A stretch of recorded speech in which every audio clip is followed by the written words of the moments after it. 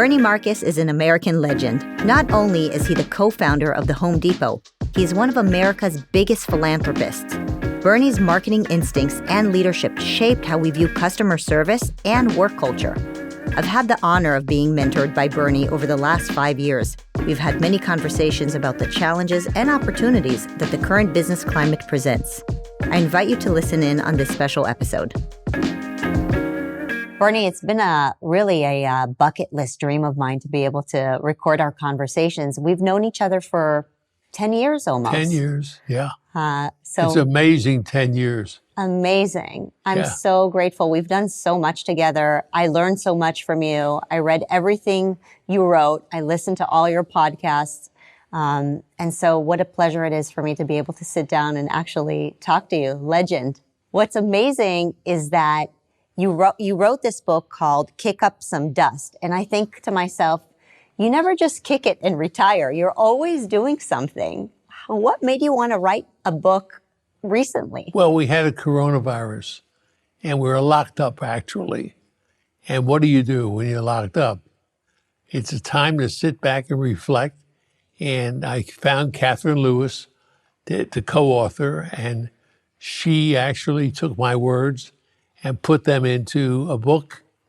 And we talked about, number one, my life and my philanthropy. I'm 93 and I'm still going. And I intend to go until the day they carry me out in a wooden box, hopefully made by wood at Home Depot. So I just know I'm trying to do the best I can. And we are making an impact. We are doing so many things that are really good for America.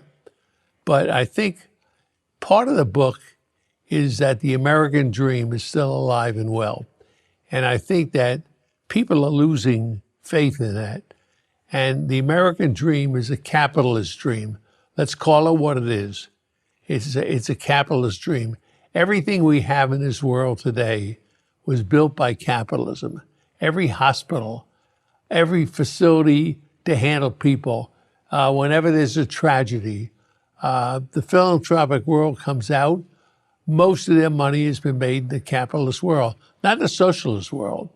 And this is a book about why capitalism is great, because somebody like myself, with parents brought up in Europe, in Russia, Ukraine, in fact, they came over here with no money. We were poor as hell. I lived in a 4th floor tenement, and I went to public schools, and we had times that we didn't have money to eat. My father was a great carpenter, but a lousy businessman. And so when he worked and he got a salary, he got money, we were okay. Other than that, we weren't. But the truth is, it was a good life because we had each other, we had family. And the family believed in each other.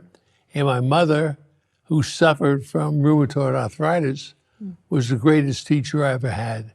She was in pain 24 hours a day, but yet had such control over her mind and thoughts. And everything that I believe in today, basically those tenets, those original thoughts and the way I act today comes out of my mother. As poor as we were, we did tzedakah. And I mean, we were poor.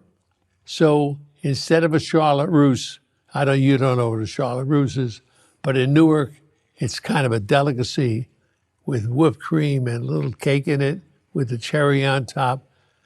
That costs 5 cents. My mother, every once in a while, would take away my Charlotte Russe and put the money in a pishka until she filled it up, and then it went for something. Was a pishka for charity? Charity. It was Trees in Israel or some local charity. But here we were. I don't think anybody's poorer than we were. Honestly, even today, I look around. They got cell phones, they got cars, they got TVs. We didn't have any of those things. And we had, if my father didn't make it, we didn't eat. It was as simple as that. But we had love in the family, and the family was able to proceed.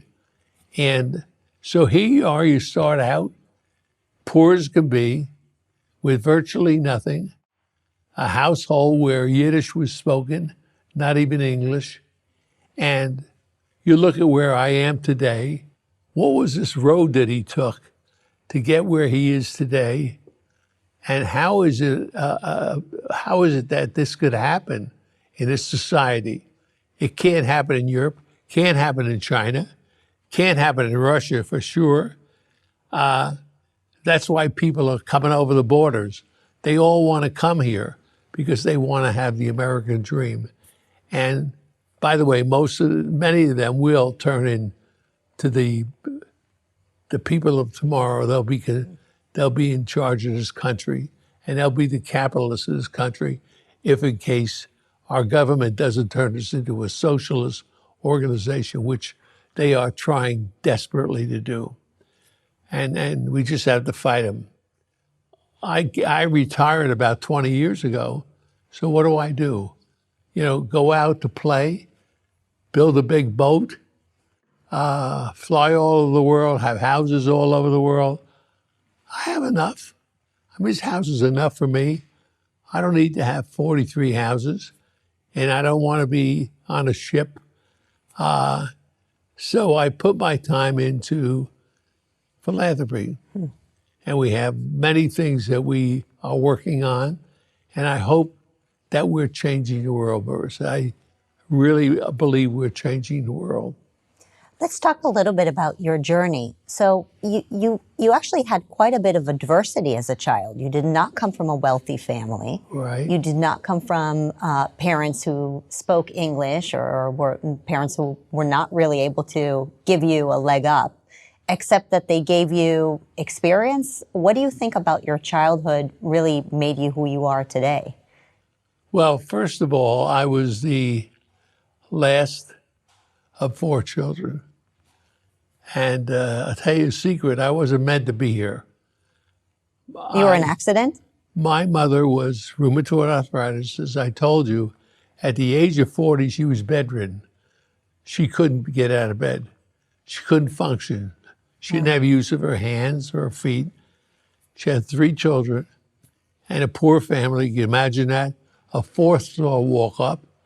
And there was a doctor, a Jewish doctor, in fact, came to the house and said, Sarah, I think the only thing that might help you is to have a baby, to have a child. Wow.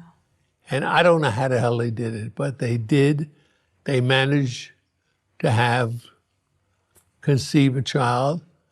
Unfortunately, it was a miscarriage, but they went back and did it again.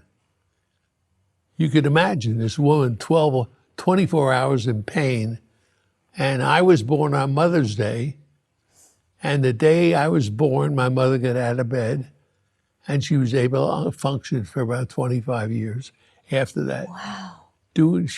So I was like the miracle baby, and so I was so much younger than the other people in my family that they kind of lost track of me. And I did all the things I wanted to do in my life by myself. And I mean, when I was 7 or 8 or 10 years old, I was going out to Ebbets Field, watching baseball games. I worked with a circus that came to Newark, helped put up the big top. I did that.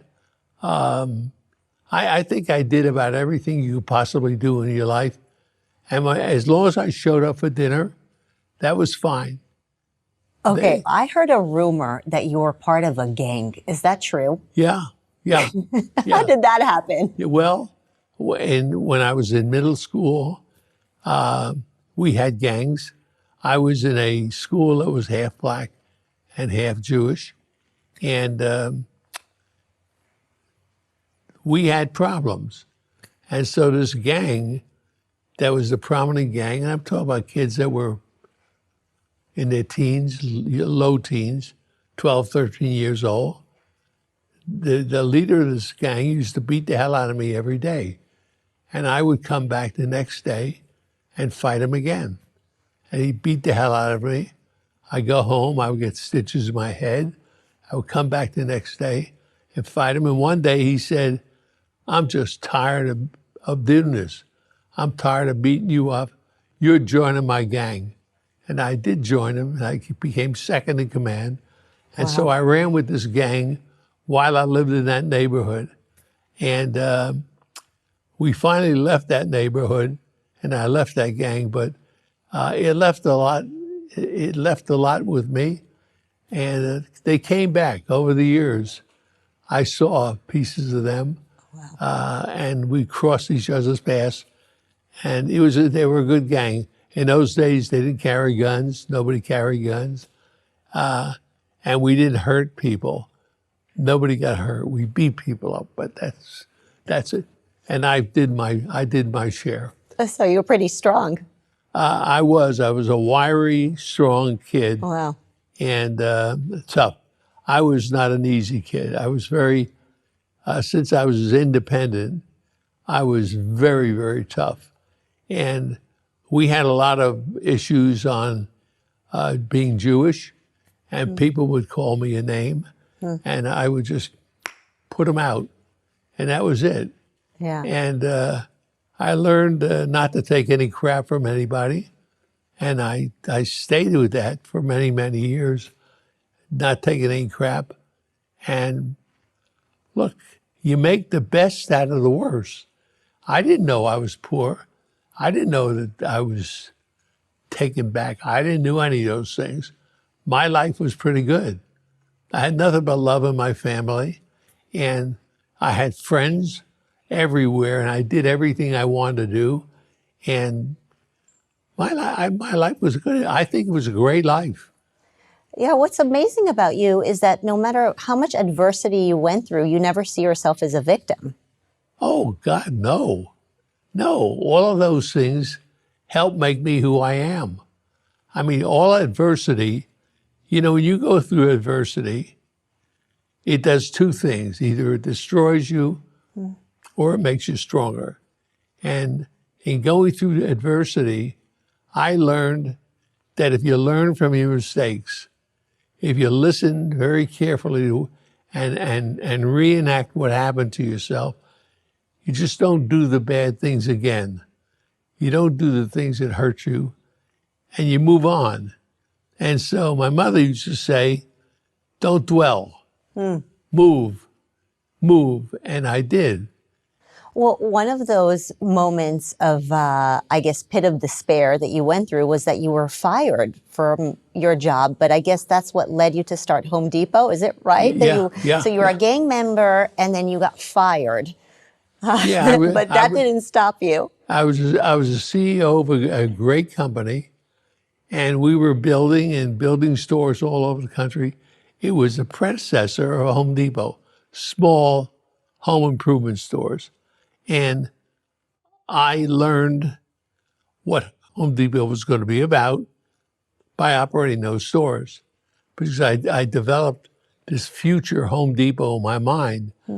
And I knew that we're going to put all other stores out of business because this concept was so great. And then I had this Sandy Siegeloff, who ran this company, that controlled my company. He owned 80% of my company. We were public, and but he owned 80% of it. And one day I walked into a meeting with Arthur Blank and Ron Brill, who were two guys working with me, and we were all fired. Why? He hated us. He saw me as a threat to him in his own little kingdom. His board, I happened to be at one of his board meetings, and they were talking about succession. And Sandy was talking about succession. And they said, what do we talk about? We have the guy in the room. And the board members pointed out to me. And I knew that was the day I was finished, because I became a threat to him. So he came up with some cock-and-bull story and tried to make our lives miserable, reported me to the Justice Department for a violation of labor laws, and did everything in his power to destroy me. Wow. But fortunately, I had a good friend called Ken Langone, and Ken Langone, in hearing that I was in this problem. When I called him, I thought he was, oh, poor Bernie. I'm sorry for you. He said, good. You just got hit in the ass with a golden horseshoe. And now we can open the store that you told me about. I never told him the full plan of what the store was. I gave him an idea. I just told him that this was going to put everybody out of business. And he made money on the handy-dan stores. He became a major shareholder. He sold all the stock out to Sandy Siegaloff, and their investors reinvested $2 million into this new thing that we're opening, eventually called the Home Depot. Amazing. And Arthur came with me, and Ron Brill came with me, and we brought great entrepreneurs into this company with us. And you know the story, it's so successful today. And this is where the capital market comes in. We're totally uncapitalized. We had $2 million, that was it. And I envisioned opening 1,500 stores. With $2 million, well, it can't happen. And these were big stores, monstrous stores with 100 some odd people each store. And the pre-opening expenses would eat you up alive. And when we opened the 4 stores, we had rented property that we got. And then we had 4 more that would offer us in Florida. And so how do you do that? You go to the market.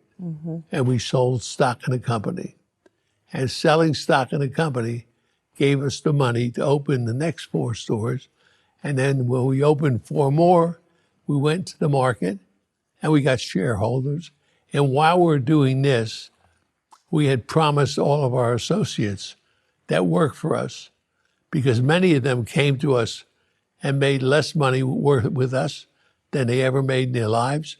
They gave up a lot of money because they bought into the dream of what we were talking about. And I said to them, I promise you that you will get wealthy along with we will. And so we gave stock out to everybody. Arthur and I never took a share of stock other than what we owned. We never had a stock option or stock purchase. We had never had anything like that. We calculated, Arthur and I had a lunch last week and we talked about it. And if we had done what most companies do, we'd have been as wealthy as Warren Buffett. But instead of that, we produced thousands of people who never had an opportunity, who broke their rear ends, worked 70-hour weeks, put in the time, and created the Home Depot. And they all became our partners, not our associates, but our partners. I remember they used to wear this thing where they would say, "Ask me, I'm an owner," right? Yes. Yeah, that's and amazing. they were proud of it. Yeah. They were working for themselves, and they developed the culture of Home Depot, and the culture was not beatable. You couldn't beat it because they were owners. And as I said, thousands of them, I don't even know the number, but thousands, maybe 10,000 became multimillionaires. Wow. And today, they're still in the stores. If you go in the store and you see somebody with a badge saying, I've been here 26 years, he's wealthy. He's still working. Yeah. He's working because he loves his job. Yeah. So Home Depot has been a very special thing for us. And of course, when I left Home Depot, I needed something to keep me going, and philanthropy became the place I turned to happily. I want to talk about some of those amazing lessons that I've learned from you through your leadership at Home Depot.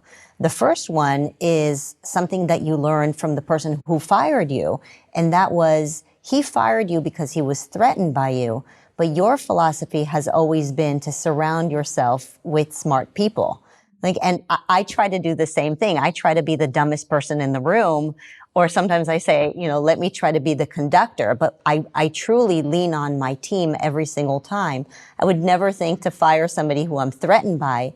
But that was, really something that some CEOs, don't think about until they listen to somebody like you. No, they don't want to do it because they're threatened. Yeah. The same way Sandy Siegel was.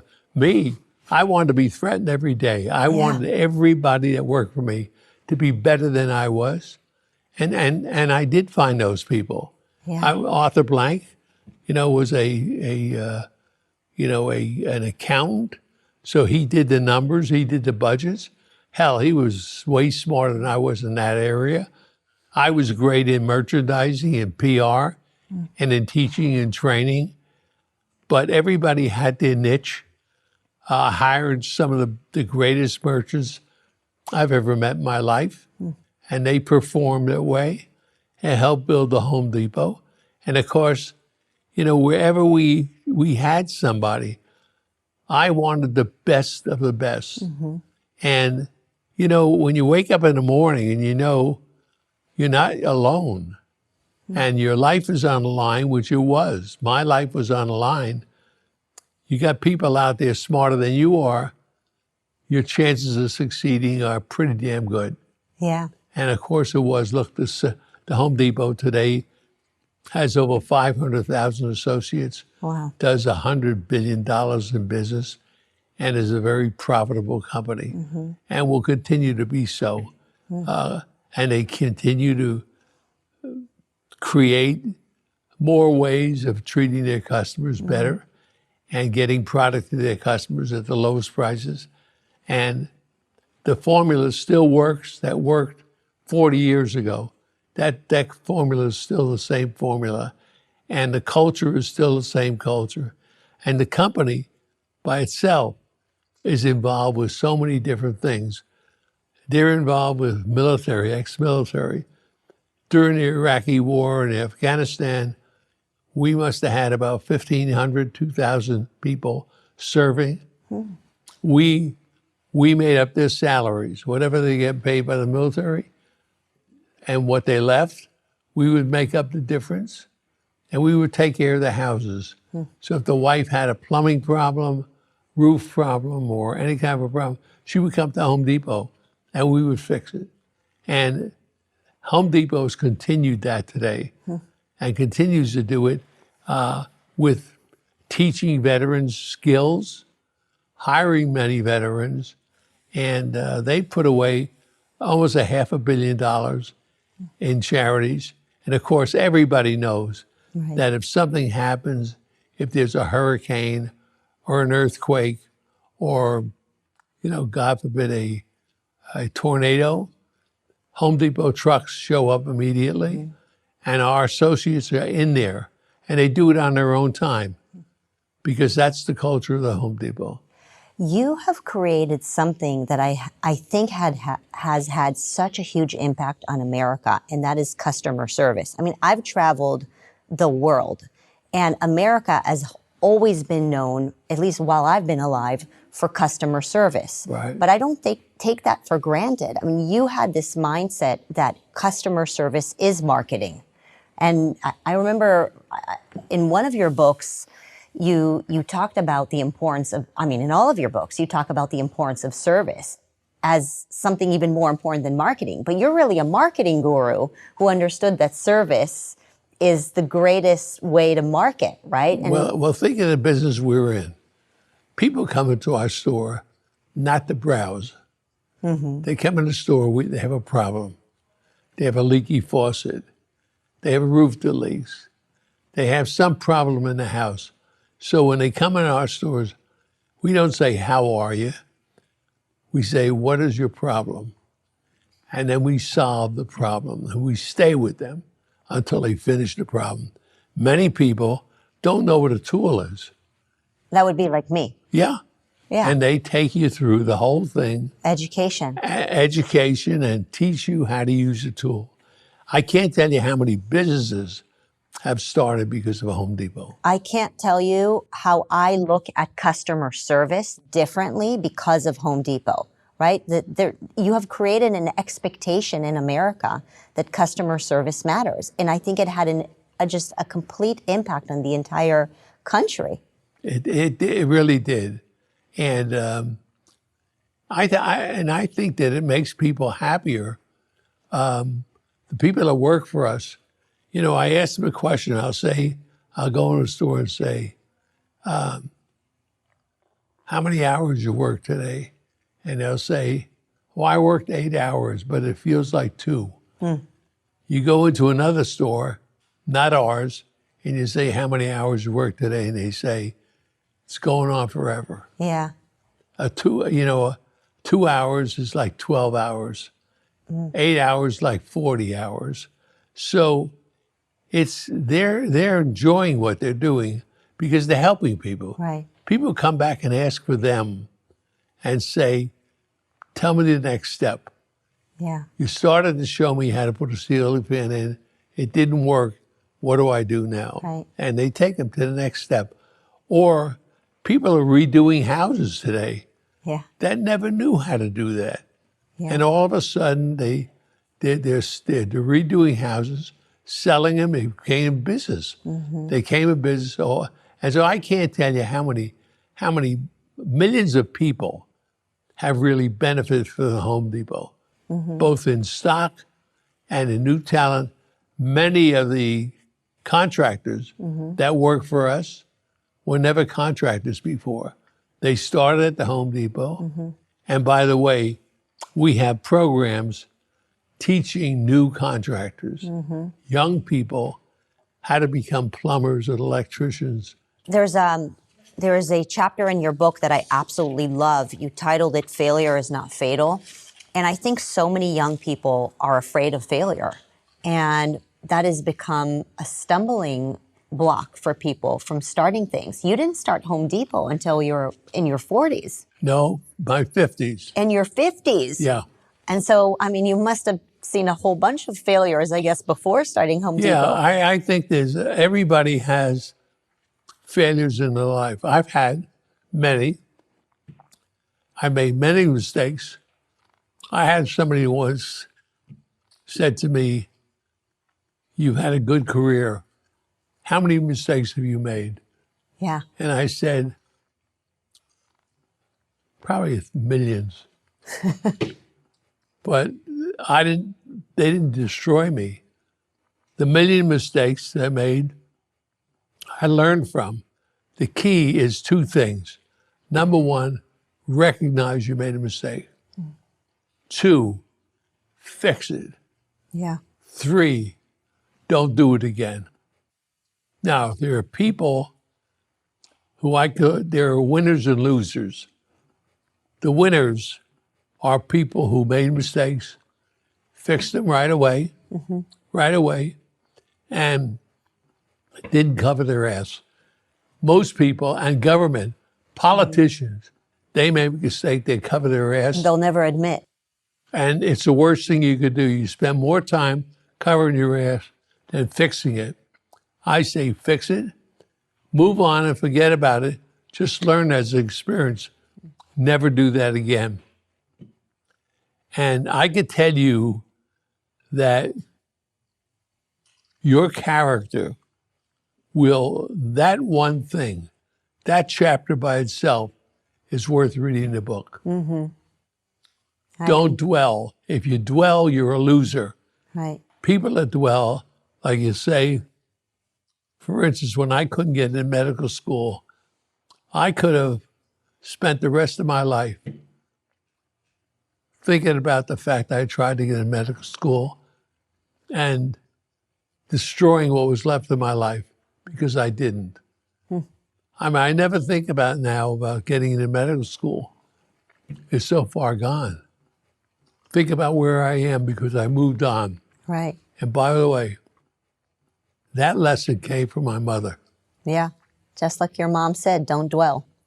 Don't dwell. I think what you talk about is people having also pride in their work in a sense of self-efficacy, that they matter. And, sometimes I look around America now, today, after the lockdowns, what's being taught in college, this anti-capitalism, anti-wealth type of mentality. Are you also seeing that young folks are losing pride in their work and are not really stepping up in the way that, you have taught the generation before us?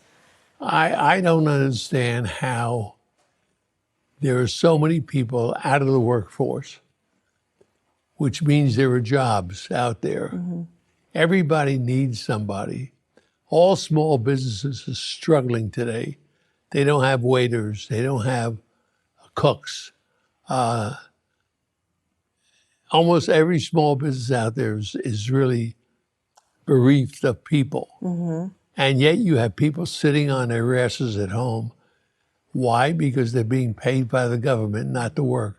That's socialism. Mm-hmm. So if I can make money, I have heard stories about people with all the benefits they have, state, local, and federal, can make as much as $80,000 a year sitting home. Mm-hmm. Why would I go out and get a job? Mm-hmm. So there's an incentive not to work. Why the government will want that? I mean, I don't understand this government. I really don't get it. I don't understand anything they do. It's like they're on another planet, and they're not doing what's good for America. They're doing what's good for big business, for big business and big government. And they're feeding the animal called big government. And the more big government becomes, the stronger they become, mm-hmm. because they control all the assets in America. And it's a shame. I would rather see the guys who come up and build businesses and create wealth the way we did and spread it around the way we did. So thankfully, there's still hope that we can save this world. Yeah. But the American people have to learn that their vote counts, and they have to really stop voting with their hearts and start voting with their minds. Right. What is going to help their family? Both in schools, by the way, the socialism they have in school, the teaching of CRT, mm-hmm. The terrible things that they're teaching kids, that they're born with a gender, we could change you, and don't talk to your parents.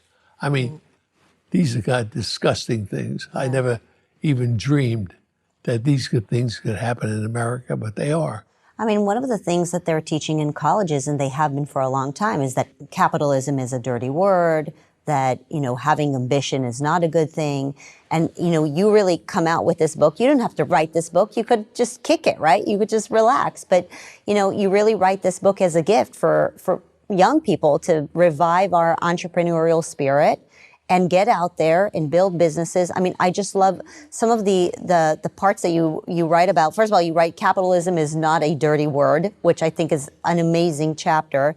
You talk about get some chutzpah, which, by the way, I can pronounce properly because I speak Hebrew. What do you mean by that, by the way? Let's talk a little bit about what made you want to write a chapter on chutzpah. That means having the guts to do something that somebody else would not do. Yeah. Just to do something. But you're right about colleges. I think that if they invited me to Harvard to give a speech, yeah, they'd boo me off the stage. Yes, sadly it's true. And yet... Not because, listen, I have to tell you something. They would boo me off the stage, and yet here's a guy that helped build hospitals. I build trauma centers, stroke centers, the Marcus Autism Center for Autism, all the great things I've done. They would boo me off the stage because I'm a capitalist. Right. And I'm not ashamed of it. Mm-hmm. And I defend it. And I tell them, you're screwed up. If you listen to a professor who can never earn a living, he teaches here because he couldn't make it on his own. If he could make it on his own, he wouldn't be into college. And this idiot is teaching you to become an idiot just the way he is. Capitalism is good for America. It's created all the wealth we have, all the universities we have, all the hospitals we have all been created by capitalism. If you can give one piece of advice to a young person, young Bernie out there, Yeah. what would that be? Use your head. God gave you a head, and it's called sechel. Jewish Sechel people means call brain. it sechel. It's really common sense. And common sense ought to tell you that this is the way to go. That if you depend on government, you tell me one program that government has been involved with that's successful, and I'll show you a total disaster. The VA is a disaster. Can't take care of veterans. The education department is a disaster. All of these are a disaster. The Department of Education is a disaster. Oh, what a waste of time. 125,000 people teaching kids how to dumb down. Mm-hmm. How smart is that? Our kids are dumber than they ever been in their lives. Yeah. If you can't read, you can't Math is racist. can't do math, how are you going to succeed in this world? Yeah. Even how are you going to succeed in your own life? You won't be able to do a checkbook for crying out loud. Yeah. So that's what they're teaching. And there's 125,000 people earning a living in the government teaching this stupidity. They're dumber than what they're producing. Yeah. And so it goes on and on, Yeah. on and on. We have energy department where they're cutting out our access to oil and gas. We could be self-sufficient, and yet we're getting gas from Venezuela, which is crazy. Right. Iran, which is nuts. It's just the world topsy-turvy. I don't get it. But I happen to believe that eventually the American people are going to be smart enough and vote these idiots out. They are idiots. I do think America is waking up, and I agree with you. You don't need a lot of money to be successful in the United States. You just need to know how to use your brain and hustle and be creative and really be okay with whatever adversity. Allow the adversity to make you stronger, like you say in your book, like you've done in your life, right? Yeah. And now you're doing so much good. So just final words on your philanthropy. What are some of the passion projects that you have where you're giving back to the world?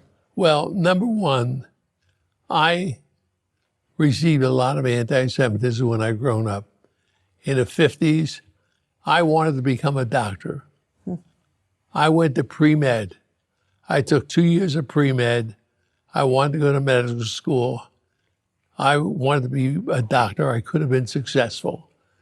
And I could tell you this, that I couldn't get into a medical school because they had a quota system.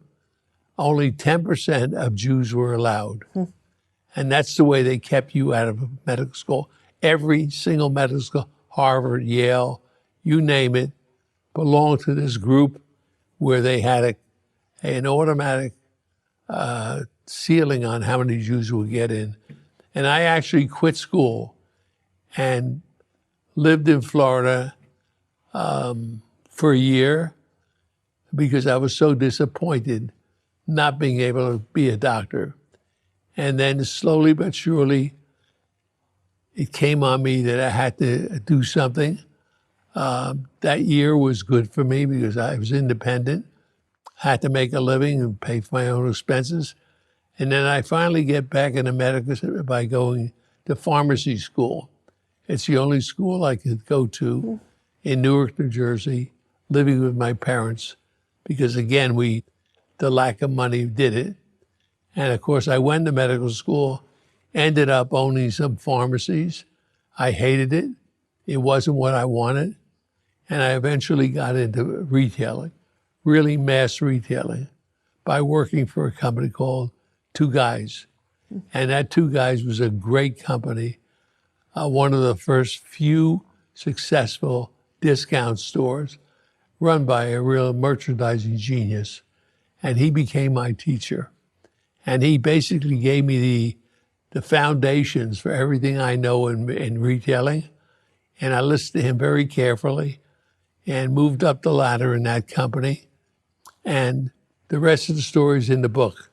But the philanthropy, there are so many things that we're involved with. We built, as I said, trauma centers in Atlanta, the big urban hospital, which is called Grady Hospital. We built a trauma center, an emergency room, a stroke center, all in that hospital, and helped them. I mean, I don't know how many lives we saved. Piedmont Hospital, Shepherd Center for paralyzed people. We did something in Atlanta. We built the world's largest aquarium, my wife and I. We did it as a gift to the state because this is where we came broke and we got wealthy in the state, and we wanted to give our associates and our customers. So we built the world's greatest aquarium, and it is. And by the way, if you haven't been there, I'm telling you, it's worth a trip. It's not a 2-hour trip.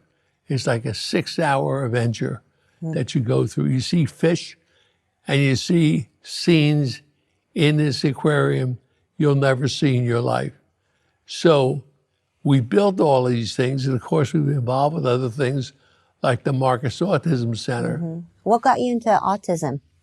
Well, I had a woman working for me. She had a child that had these episodes where he would just scream constantly. We didn't know what it was. She didn't know what it was. And she kept taking days off, going to doctor after doctor. Nobody knew who it was. And she got me interested in it because I didn't know there were children like this. And as I traveled around the world, I went to different places that were treating these kids. And I saw that this is a major issue. Later on, they came up with the word autism. Well, we didn't know this, but actually something like 54% of childbirth in the world are autistic at different levels. And so we built the Marcus Autism Center, and today we treat more children than any place in the world by a multiple of 8. Multiple of 8. Wow. And we come out with a device by a company called Early Tech that we developed, where we'll be able to we'll know at the age of 2 months that a child is autistic. Wow. And if you know at 2 months that they're autistic, you could change their lifestyle. You could change who they're going to be because their minds are so permeable. And so that's going to be a major thing. The other thing we did is, again, we're seeing anti-Semitism come back in life, which I didn't think would happen again.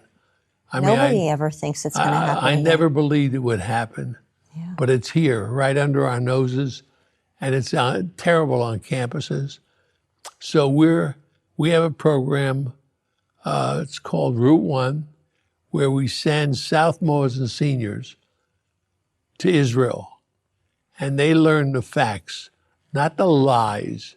So when they come back and they go to university and they're attacked by their professors and Palestinians on the campuses, they know the answers. Because they've seen in their own eyes the truth. They've been there, they've seen it, and they've worked with the people. They make friends with soldiers their own age, who are Ethiopian, who are black actually, in all different colors.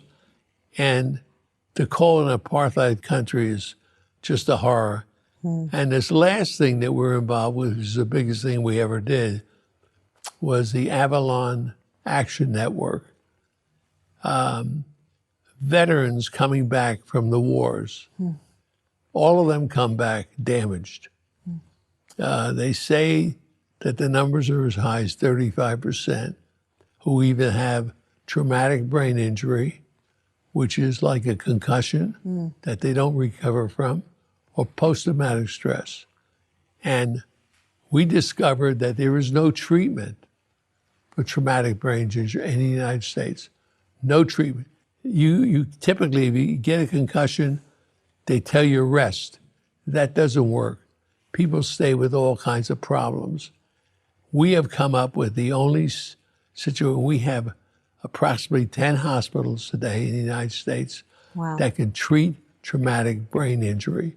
We treat the veterans first, and then we take first responders, policemen, firemen, teachers, doctors, and we teach them, we take care of them also.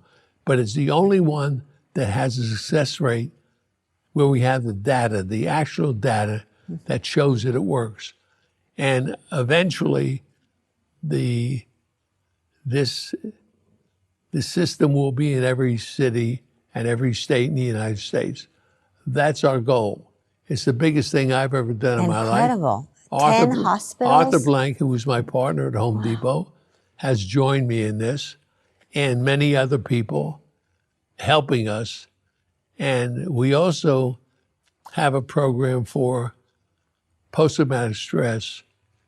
And this is where people don't have to go in for extreme treatment. Doctors are struggling with it. Policemen. Think about being a policeman in New York. Being a policeman in America right now, I just pray for these guys and women all the time. Many of them are struggling with this, and they're not functioning. They can't sleep. Yeah. They can't function in their jobs. They can't keep their focus, and you have to have a treatment for it. Well, we have something called Boulder Crest, and Boulder Crest handles them. And so between traumatic brain injury, which is concussion type thing, and post-traumatic stress, we have the thing covered. So I think that in the future, one day we'll have this whole thing done for the United States. Well, Bernie, you are a legend. God bless you. Thank you for everything you've done. Not only have you served America with teaching us how to be better entrepreneurs and providing better customer service, but you didn't stop there. You went into hospitals, you went into education, you went into helping kids with autism. You're a legend. You're a legend. Thank you. Well, the only thing I'm trying to do with this book also is to try to convince people. There are many people out here who have a lot of money and they spend it on frivolous stuff. Yeah. Frivolous. And I'm trying to convince them to give back to society and help make society better. Help cure somebody. You cure one person, it'll be something you'll remember the rest of your life. And so this book is a compilation of everything. It's really a compilation of free enterprise and charity. Yeah. And trying to convince people to become more charitable. And I hope if it's successful, if we turn out to prove, if there are 10 people that read this book, that turn into philanthropists, I'll consider this to be a successful book. Amazing. What a legacy. Thank you. Thank you. Thank you.